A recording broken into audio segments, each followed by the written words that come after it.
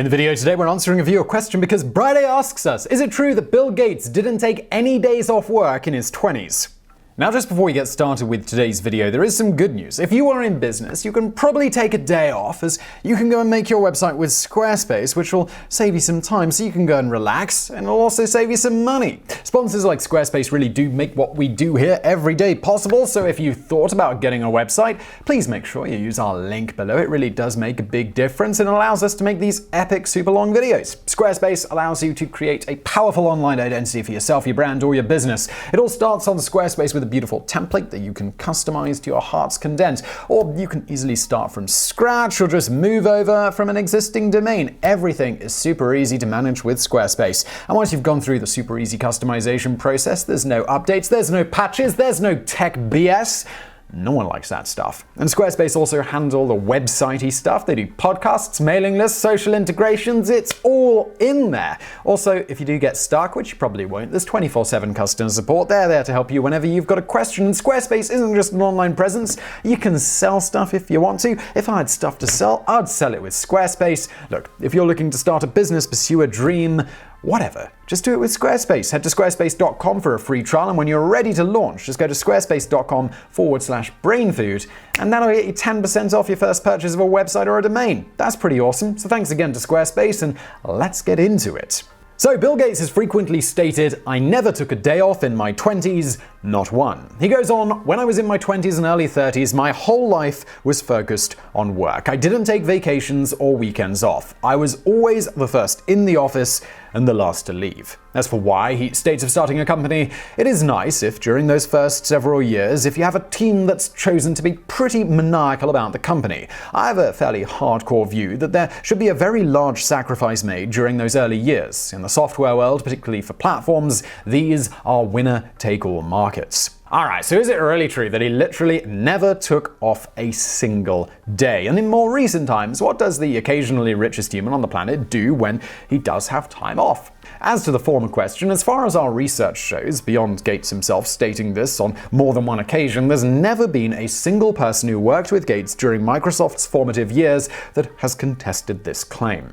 On the contrary, in Paul Allen's excellent book, by the way, Idea Man, he frequently comments on the fact that even in their teen years, he, Gates, and some of their cohorts would have to almost be literally pried away from the computer terminal to go home and sleep, with Gates being one of the most hardcore of all of them in that respect. This is something that only intensified when they started Microsoft and no longer had parents watching over them to make sure that they got a proper amount of rest. In fact, Allen states that he and Gates used to frequently stay up working for a couple of days at a time, followed by sleeping for sometimes as many as 20 hours straight. To keep going during these long hours, Allen also claims that Gates had a habit of licking tang powder off of his hands for energy. With regards to his 20s, it's also noteworthy here that it was when Gates was 19 that Allen and he saw the cover of a January 1975 edition of Popular Electronics magazine that read, "World's first mini-computer kit to rival commercial models, Altair 8800. So why is this important? When they read the details, it turns out that Microinstrumentation and Telemetry Systems, MITS, had used the new Intel 8080 chip in their Altair 8800 computer kit. This is what Allen and Gates had been waiting for. The pair had previously been intrigued by the potential of using the Intel 8008 chip to make a general-purpose home computer, but given memory limitations, they realized that getting a basic interpreter to run on it would have taken up nearly all of the memory, leaving almost nothing to run any useful program. Thus, they shelved the idea, though the teens did use the chip to develop their traffic data system, which automated tracking certain traffic data, with that company flopping when certain states started offering for free the same service that traffic data provided. When the Intel 8080 chip debuted in April of 1974, they realized it could do what they had in mind, but they still tabled the idea as there was no one who made an off-the-shelf system that could use the chip in the way they had in mind. You see, the chip itself, it wasn't targeted at a general computer-type market, but rather to be used in various designated systems like traffic lights, industrial robots, etc. Allen initially tried to convince Gates that they should develop such a hardware system using it, but Gates dismissed the idea, noting that they were software people and that they knew little about the hardware side of things, and anyway, they didn't have the money for these sorts of projects. They needed to find an opportunity that played to their strengths. Then the Altair 8800 came out, a $439 computer kit initially meant to be a niche product to make it easier and much cheaper for hobbyists to build their own personal computer. Instead, though, it ended up kicking off the microcomputer revolution. To give you an idea of what a steal of a deal this kit was, a similarly capable machine at the time sold by Intel ran for about $10,000, which is about $47,000 today. Further, the 2 MHz Intel 8080 chip itself, it usually costs $360, which is about $1,700 today, only $79 than the entire Altair kit. MITS was able to sell the kit so cheap as, among similar deals for the other components, they had made a deal with Intel to allow them to purchase the 8080s for only $75 each. Seeing the potential, Gates and Allen immediately wrote a letter to MITS's president, Ed Roberts, using their former company, Traffordata, on the letterhead to make it seem a bit more legit. They claimed that they were nearly done with an implementation of a BASIC interpreter that would run on the Altair 8800 and were wondering if Altair would like to license it once they finished it. Roberts would later state that he called the number on the letter, and instead of getting a business, he got someone's home phone number, with the person who answered it having no clue what he was talking about. Thinking they'd gotten no response, the pair they went ahead and they called Roberts themselves. Gates did the talking, as he was the better negotiator and he knew more about the system that they were already supposed to be nearly done with, but the pair agreed that he would say his name was Paul Allen, as Allen had a beard and looked a lot older than Gates. Thus, Gates would do the talking over the phone as Allen, and Allen would take the lead in person. Unfortunately for them, Roberts was less than enthusiastic, saying he'd received several similar calls, but despite people's claims, nobody was actually able to show that they really had implemented such an interpreter for the computer. He then told them that the first person to walk through his door with a working BASIC interpreter would get a contract. With so many others apparently thinking the same thing about the potential of this machine, Gates and Allen knew that they had to be quick, subsequently working day and night over the following weeks to create that software, with Gates skipping classes and Allen showing up at his job at Honeywell late and leaving early, getting only a few hours of sleep a night as they plugged away. So at this point, you might be wondering how they created such software, given they didn't actually have an Altair 8800. In fact, at this point, nobody did. The picture on the cover of Popular Electronics wasn't even a working machine, but rather it was just an empty case for that Altair 8800. This turned out to be an advantage for them, though, as thanks to Traffordata, they already had a working emulator for the Intel 8008 that Allen had developed. Thus, they merely had to acquire the technical manual for the similar Intel 8080 and then tweak Allen's emulator to work for the Altair 8800, with the whole thing running on the PDP-10 mainframe computer. At the same time Allen was doing this, Gates ended up working on the BASIC interpreter itself, and a hired gun, Monte Davidoff, developed the needed maths package. Finally, in March of 1975, Allen headed to New Mexico to demonstrate their Altair BASIC to Roberts. The problem was that Allen forgot the bootstrap program that contains the instructions to actually load their software correctly. Thus, while traveling to New Mexico, he had to handwrite the needed assembly code for a bootstrap loader for the Altair 8800 from memory. Allen recounts what happened next in the aforementioned book, Idea Man. The following morning, with Ed Roberts and Bill Yates hanging over my shoulder, I sat at the Altair console and toggled in my bootstrap loader on the front panel switches. Byte by byte, it took about 5 minutes, and I hoped no one noticed how nervous I was. This isn't going to work, I kept thinking. I entered my 21st instruction, set the starting address, and pressed the run switch. The machine's lights took on a diffused red glow as the 8080 executed the loader's multiple steps. I turned the paper tape reader and the teletype chugged as it pulled our BASIC interpreter through. At 10 characters per second, reading the tape took 7 minutes. At the end, I pressed stop and reset the address to 0. My index finger poised over the run switch once again. To that point, I couldn't be sure of anything. There's just no way this is going to work. I pressed run. The teletype's printer clattered to life. I gawked at the uppercase characters. I couldn't believe it, but there it was. Memory size. "Hey," said Bill Yates. "It printed something." It was the first time he or Ed had seen an Altair do anything beyond a small memory test. They were flabbergasted. I was dumbfounded. We all gaped at the machine for a few seconds, and then I typed in the total number of bytes in the 7 memory cards, 7,168. "Okay," the Altair spit back. Getting this far told me that 5% of our BASIC was definitely working, but we weren't yet home free. The acid test would be a standard command that we'd used as a midterm exam for our software back in Cambridge. It relied on Bill's core coding and Monty's floating point math, and even my crunch code, which condensed certain words like print into a single character. If it worked, the lion's share of our BASIC was good to go. If it didn't, we'd failed. I typed in the command print 2 + 2. The machine's response was instantaneous.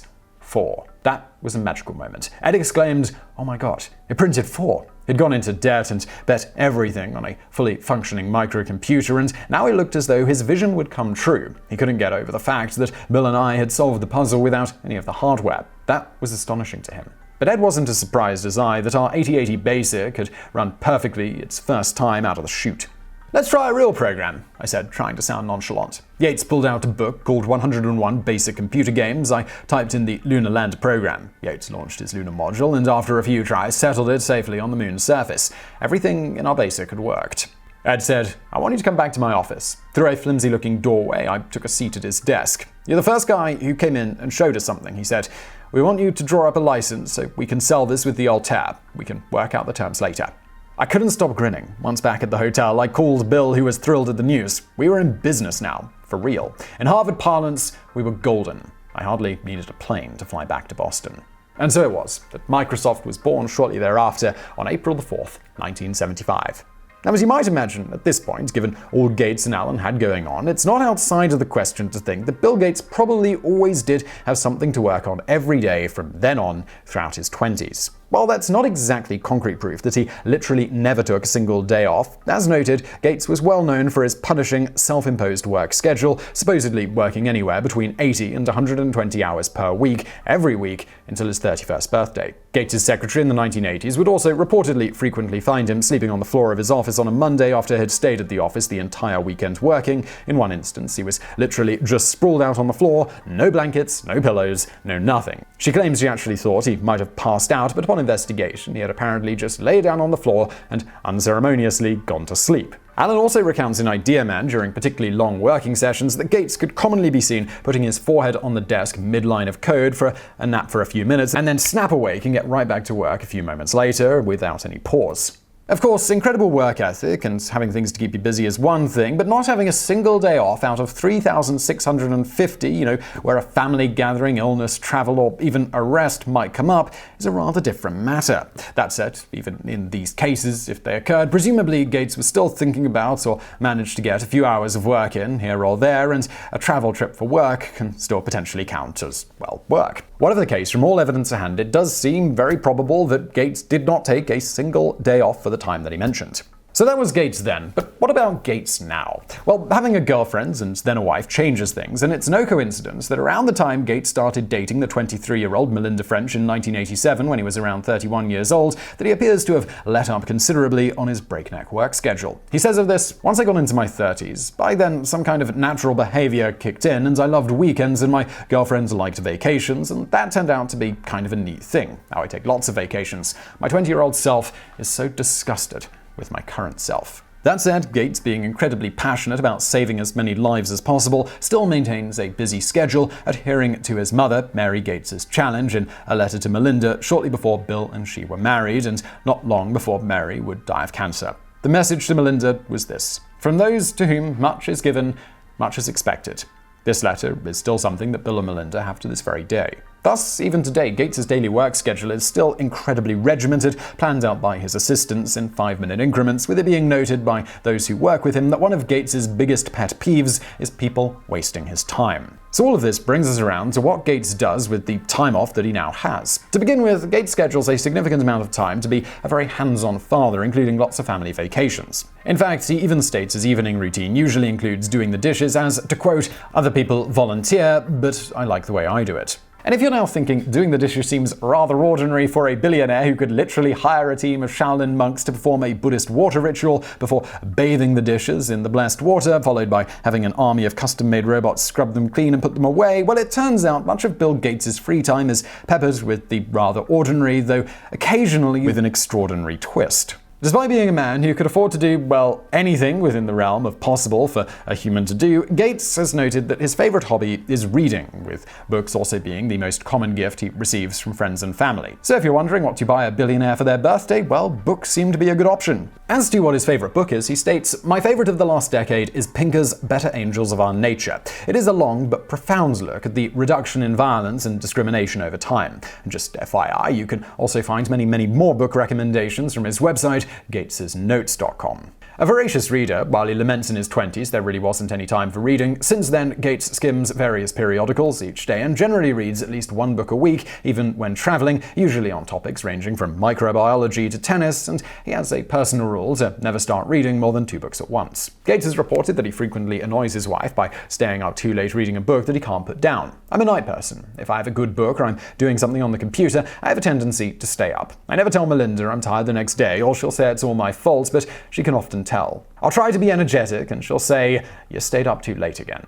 Beyond reading, Gates says another passion of his during his free time is to take online learning courses in a variety of areas. As for what he does when he gets out of the house, Gates noted that he enjoys taking tours of things like power plants and garbage dumps with his children. Before you feel too sorry for his kids, Gates expands that places he's taken them on private tours of include the Large Hadron Collider, Arizona missile silos, and simply Antarctica. All things we guess are a lot easier to arrange when you happen to be a multi-billionaire. Gates also says that he enjoys playing bridge, coding on his computer, and playing tennis. All things outside of coding that your grandparents probably also find fun and can afford to do. As for bridge, he says, "My parents first taught me bridge, but I really started to enjoy it after playing with Warren Buffett. It takes a mix of strategy and teamwork to do well. We always find time to play a few games when we're together." Buffett himself says of the game, "It's the best exercise there is for the brain. You have to look at all the facts. You have to draw inferences from what you've seen, what you've heard. You have to discard improper theories about what the hand had as more evidence comes in sometimes." Before bridge, Gates' favorite card game was apparently poker, which he avidly played while at school at Harvard, with Allen claiming it wasn't uncommon for Gates to win or lose hundreds of dollars a night while playing. At home, he and his family enjoy playing the board game The Settlers of Catan, which Gates says is a favorite in my family. Melinda, our kids, and I have spent many hours sitting around the table, trading resources, building roads, and strategizing to be the first to reach 10 victory points. In his youth, his favorite board game was reportedly Risk. Speaking of that, as a younger man, Gates' interests were a little more extreme, at least relatively speaking, and the billionaire was known for regular skiing trips, both on water and on snow, which directly led to one of the most famous videos of him on the internet. The video is of him jumping clean over a chair from a standing position in a 1994 interview with CBS. If you haven't seen it, it's well worth a watch. Gates has since explained that he began jumping over chairs as an exercise to hone his ski jumping abilities. Due to his unassuming, bookish looks, Gates' amazing hops often surprised people, and he is said to have greatly relished leaping over chairs as a party trick. When asked in 2013 during a Reddit AMA if he still occasionally jumps over chairs, Gates' answer was simply, "Less than I used to." He goes on, "Be careful, it can hurt if you don't succeed." Which, if we're being honest, is just a good bit of general advice at doing anything in life. And speaking of skiing, Allen recounts that in their late teens, Gates actually snapped his leg water skiing and was supposed to remain in a cast for 6 weeks. However, getting the itch to go skiing again, after just 3 weeks, he took off the cast, revealing a black and blue leg that nonetheless managed to hold up to the water skiing that he once again immediately subjected it to. It is similarly noted that as a younger man, Gates would do donuts in his car, nearly totaled a friend's Porsche 928 while speeding, and used to like to run and then jump onto a banister to slide headfirst down it as yet another party trick. In his elder years, Gates apparently still skis, though he notes he's not as hardcore as he used to be and drives a modest, for a billionaire, Mercedes, Porsche, or if he's with his family, a minivan. Because yes, as mentioned, Gates takes being a hands-on father extremely seriously, and particularly when his kids were younger, he could frequently be found driving them and their friends around to various places in said minivan. Although, while this might all sound pretty ordinary, he did say in one such instance of a U2 concert, "We went to the concert with my daughters and 3 of her friends, so there were 6 of us, and we took the minivan. I drove." So, what's exciting about this then? Well, when asked if he got invited to go backstage, he simply replied, "No, but Bono was staying at his house at the time." And speaking of turning doing ordinary things up to 11, while Gates usually plays tennis in the more mundane way, every now and then he does it instead by playing people like Roger Federer. Gates said of this, "I wouldn't say it was the most relaxing tennis game I've ever played, but it was a whole lot of fun."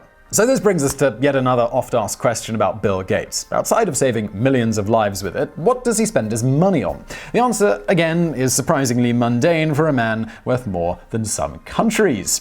Gates, by his own admission, spends little money on elaborate day-to-day things, though he does admit that he likes buying nice things for his wife, and he even owns and uses an off-the-shelf, run-of-the-mill Microsoft computer. In fact, from a recent interview we saw with him, apparently it's the exact same model that the script for this video was edited on. That said, he does occasionally splurge, such as that time he spent $30.8 million on Da Vinci's Codex Leicester. Oh, and there's also the whole 66,000 square foot mansion that he has on Lake Washington, currently valued at about $148 million, though he only paid $2 million for the land initially in 1988 and $63 million to have the mansion built that year. That said, when you crunch the numbers on inflation on that one, the presently valued $148 million estate originally cost $139 million in today's dollars, so only slightly beating inflation in terms of value in the interim. Factoring in property taxes and upkeep over the years, it shows that house buying isn't necessarily the great investment that many people often think it is. The house, however, often functions for business uses as well, so it's kind of a work splurge in a way. Similarly, his other big guilty pleasure is his private jet, which he first bought in 1997. Going back to the more mundane, Gates' tastes when it comes to food are simple, with his favorite food being just an ordinary cheeseburger. And no, we're not talking about a cheeseburger made from cows blessed by the monks that do the dishes and then butchered on site and prepared by the world's finest robot chefs. Oh no, Gates' go-to burgers are from Burger King, McDonald's, and In-N-Out, with the latter apparently making his all-time favorite cheeseburger. His love of burgers is so well known that a colleague of his at the Gates Foundation, Joe Serrell, was once quoted as saying, "Hotel rooms full of Diet Coke and cheeseburgers for lunch, no matter who you are. If you get the lunchtime spot with Bill, you're eating burgers. Someone will always be sent to get bags of McDonald's." It's also noteworthy that during his time as a full-time worker at Microsoft, he was known to frequent the same greasy spoon pretty much every day for lunch. For anyone curious, Gates apparently did tip extremely well. On that note, Bill Gates and fellow money magnate Warren Buffett both have similar tastes in food and a love of McDonald's. Consider this little anecdote revealed in the Bill and Melinda Gates 2017 annual letter, in which Mr. Gates states, "Remember the laugh we had when we traveled together to Hong Kong and decided to get lunch at McDonald's? You offered to pay, dug into your pocket and pulled out coupons. Melinda just found this photo of me and the big spender. It reminded us how much you value a good deal. That's why we want to point you to this number, $122 million. Saving children's lives is the best deal in philanthropy." Speaking of which, according to the man himself, one of the most frequently asked questions he receives is, "How much money do you have on you right now?" While the answer often varies, as it would with anyone, according to Gates' wallet usually has a single $100 bill in it, if he carries a wallet at all, which he notes he does infrequently, a common trend among the ultra-wealthy, as we talked about in our video, What Does Bill Gates Carry Around in His Wallet? But to sum up, in short, despite being one of the richest men on the planet, Bill Gates is a surprisingly down-to-earth guy who enjoys the simple and cheap pleasures of life. Though, of course, as illustrated in the YouTube Bono anecdote, he sometimes enjoys all of those simple things in quite extraordinary ways. For example, maybe you'll find him enjoying his McDonald's in a truly massive mansion and then flying off on a private jet when he feels like traveling. But getting to the airport, well, apparently that sometimes occurs in a minivan driven by the man himself. So I really hope you found that video interesting. If you did, please do hit that thumbs up button below. Don't forget to subscribe. We got brand new videos just like this every day of the week. Also, when you do subscribe, hit that bell button, because then you'll actually find out when we put out new videos, which is nice. It's just the way things work these days. And as always, thank you for watching.